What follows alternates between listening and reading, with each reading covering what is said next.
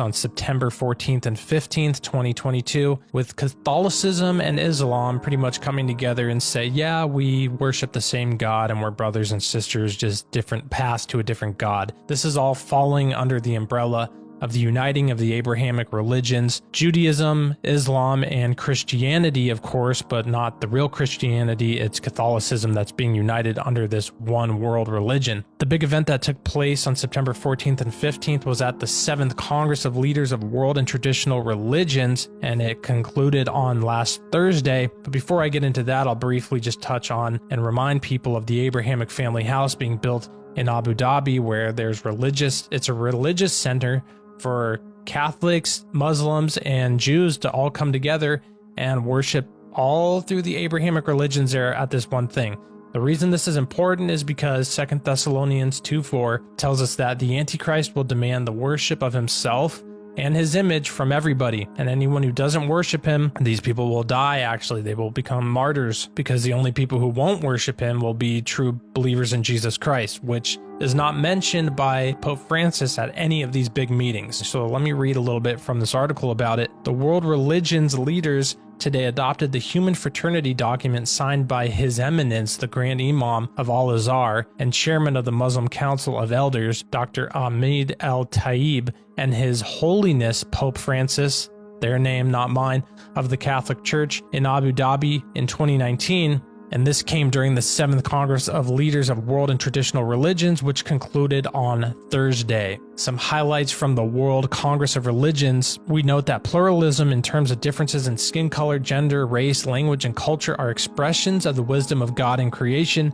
Religious diversity is permitted by God, and therefore any coercion to a particular religion and religious doctrine is unacceptable. So, as you can tell, they're not saying here at these events that Jesus Christ is the Son of God, the Messiah, the only way to heaven, because that would contradict Islam and Judaism. So it's uniting. Everybody's giving up the truth here. They're all just coming together to get along, to give up the truth, which is that salvation is found through Jesus Christ alone. Back to the article, it says, we recognize the importance and value of the document of human fraternity for world peace and living together between the Holy See and Al-Azhar al-Sharif. And then they mention 2 different documents that were resolved and signed into place by the UN General Assembly, as well as the Makkah Declaration adopted in Mecca in 2019. And these call for peace, dialogue, mutual understanding, and mutual respect among believers. So it's really the uniting of all these religions under the fact that we need to coexist together. And yes, of course, we need to coexist together. But the problem here is that they're starting to aim it towards we serve the same God. We worship the same God. You know, these Abrahamic religions are just different expressions of God to different people. And that's an absolute lie. The Jewish people are stuck in the old covenant, not accepting the new covenant. Islam is clearly, the Quran was written 600 years after the Bible, and they're clearly ripped off stories Muhammad ripped off and manipulated to create his own religion in the same region from the same stories. I mean, Muhammad even demanded that the original manuscripts for the Quran be destroyed.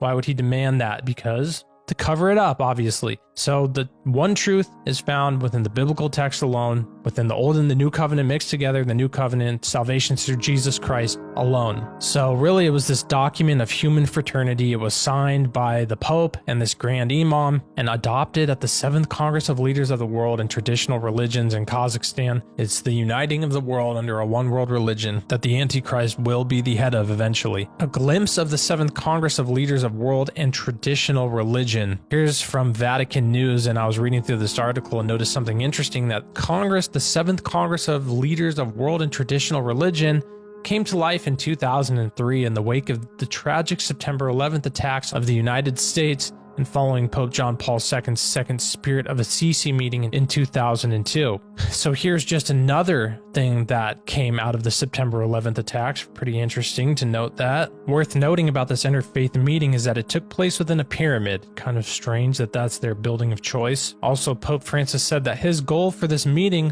was peace and unity, of course, very similar to what we know in 1 Thessalonians 5:3. Peace and security is what they'll be saying, and then sudden destruction comes on them like labor pains on a pregnant woman, and they will not escape. And that's the whole point, really, of this whole meeting, really, and this whole uniting of these religions together.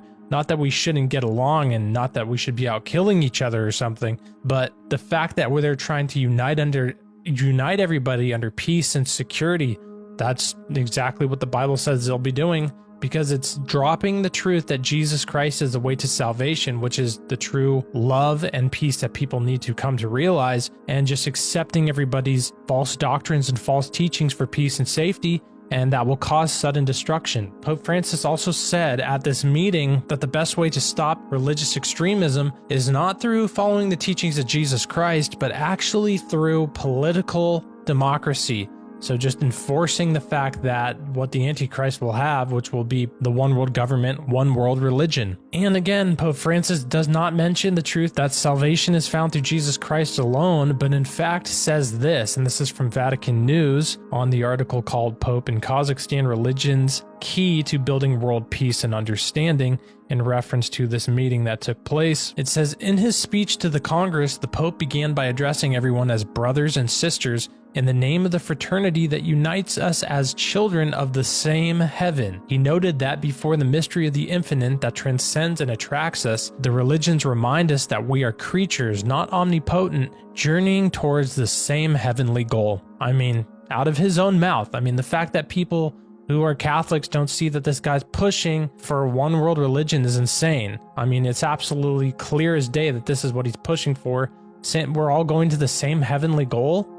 That Muslims who actually have written on the Dome of the Rock building in Jerusalem actually says God has no son. And so they want to unite Catholicism with people who say God has no son, because it's clearly written, clear as day in the Bible, that you have to acknowledge Jesus as the Son of God.